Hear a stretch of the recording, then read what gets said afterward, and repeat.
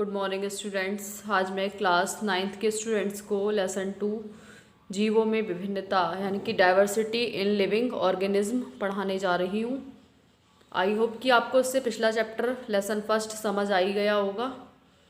Biodiversity, bio का मतलब होता है जैव, डाइवर्सिटी का मीन्स होता है विविधता। जैव विविधता किसे कहते हैं? सबसे पहले हमें जानना ज़रूरी है कि जैव विविधता क्या होता है और इसे क्या कहते हैं। तो पृथ्वी पर पाए जाने वाले समस्त जीव जातियों की संख्या, यानी कि हमारी जो पृथ्वी है उस पर जितने भी जीव पाए जाते हैं, जितनी भी जातियों के जीव पाए जाते हैं, टोटल जातियों के जीवों की संख्या कहलाती है जैव विविधता। ओके, अब इसमें क्या होता है कि एक जीव जो है उसकी कितनी जातियां पाई जाती हैं, हमें ये बताना है।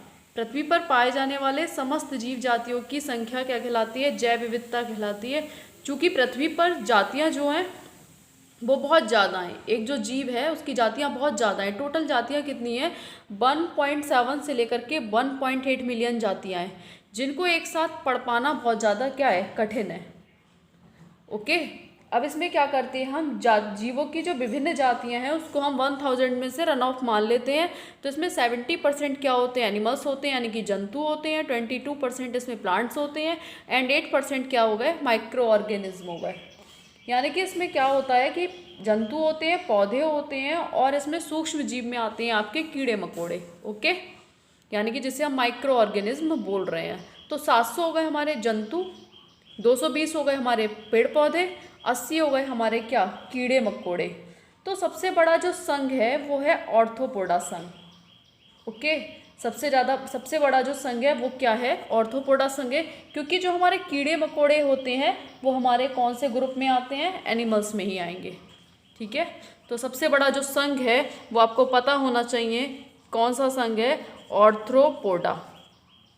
ओके, तो हमने इसको एक डेफिनेशन दे सकते हैं बायोडाइवर्सिटी की, क्या? पृथ्वी पर पाए जाने वाले समस्त जीव जातियों की संख्या जैव विविधता कहलाती है। नेक्स्ट आता है क्लासिफिकेशन, जिसे हम वर्गीकरण कहते हैं।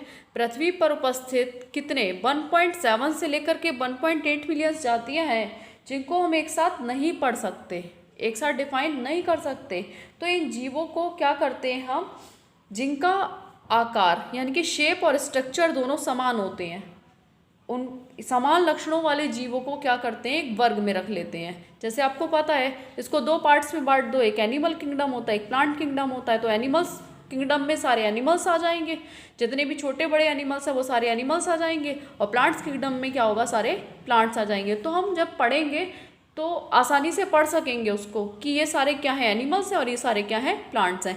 इसीलिए यहाँ पर बोला है जितने जो जीव हैं उनके समान लक्षणों वाले जीवों को एक वर्ग में रखना क्या कहलाता है? वर्गीकरण कहलाता है। यानी कि ऐसे जीव या फिर ऐसे पेड़ पौधे जिनके लक्षण समान हैं तो उनको हम क्या कर सकते हैं? एक वर्ग में, क्लास में रख सकते हैं। अगर देखिए ऐसे भी समझ में नहीं आ रहा तो आपको पता होगा हमारी जो क्लास है, क्लास 9th है ना, तो उसमें आपने देखा होगा कि 40 बच्चे हैं, टोटल 40 बच्चे हैं, जिसमें से जो 20 गर्ल्स हैं वो होम साइंस की हैं और जो 20 बॉयज़ हैं वो क्या है? मैथ्स के हैं। तो आपने देखा कि जब हम क्लास में जाएंगे तो ऐसे नहीं पहचान सकते कि कौन बच्चा मैथ्स का है, कौन बच्चा होम साइंस का है। तो हम क्या करेंगे? उनको अलग अलग वर्गों में बांट देंगे। मैथ वाले स्टूडेंट्स को अलग कर देंगे और होम साइंस वाली गर्ल्स को अलग कर देंगे। तो जैसे ही हम अलग अलग सेक्शन में जाएंगे तो हमें पता होगा कि ये जो भैया है, ये जो बहन है वो क्या होम साइंस की है और ये जो भैया है वो मैथ्स का है। तो हम क्या करते हैं? उनको समान लक्षणों वाले जीवों को एक वर्ग में रखते हैं, उसे हम कहते हैं वर्गीकरण। ओके, अगला आता है टैक्सोनॉमी एंड सिस्टमैटिक्स। टैक्सोनॉमी किसे कहते हैं? वर्गीकरण को। सिस्टमैटिक्स किसे कहते हैं? वर्गीकी को। तो टैक्सोनॉमी वर्गीकरण विज्ञान, सिस्टमैटिक्स हो गया आपका वर्गीकी। क्या होता है टैक्सोनॉमी?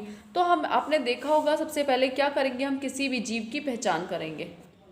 कोई भी जीव है उसको क्या करेंगे? पहचानेंगे। फिर उसका क्या करेंगे? नोमेनक्लेचर यानी कि नामकरण करेंगे। फिर उसका क्लासिफिकेशन करेंगे, आखिर वो किस क्लास में आता है। अगर एनिमल्स है तो एनिमल्स में आ जाएगा और प्लांट्स है तो प्लांट्स में आ जाएगा।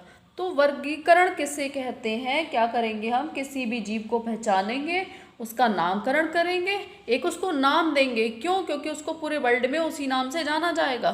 फिर उसको हम क्या करेंगे? क्लासिफिकेशन करेंगे, यानी कि अगर वो एनिमल है तो एनिमल किंगडम में रख देंगे, अगर वो प्लांट्स है तो प्लांट्स किंगडम में रख देंगे। इसको हम लोग कहते हैं वर्गीकरण विज्ञान। आपको पता भी होगा वर्गीकरण विज्ञान के जो जनक हैं वो कौन है? Carolus Linnaeus. जो वर्गीकरण विज्ञान है उसके जनक हैं कैरोलस लीनियस। बहुत क्वेश्चन पूछा जाता है। नेक्स्ट आता है सिस्टेमेटिक्स, वर्गीकी किसे कहते हैं। अब आपने क्या किया? इससे पहले आपने जीवों को पहचान लिया, उनका नामकरण कर लिया और उनको वर्गीकरण कर लिया। अब हम इसमें क्या करेंगे? जीवों को उनके समान लक्षणों के आधार पर क्रमबद्ध तरीके से वर्गीकरण करेंगे। जो जीव हैं वो एनिमल हैं या फिर प्लांट्स हैं, उनके लक्षण देख लेंगे, कितने जीव और कितने पेड़ पौधों के लक्षण एक समान है, तो उन समान लक्षणों के आधार पर उनको हम क्रमबद्ध तरीके से एक क्लास में रख देंगे। इसी को हम कहते हैं सिस्टेमेटिक्स यानी कि वर्गीकी कहते हैं। थैंक्स।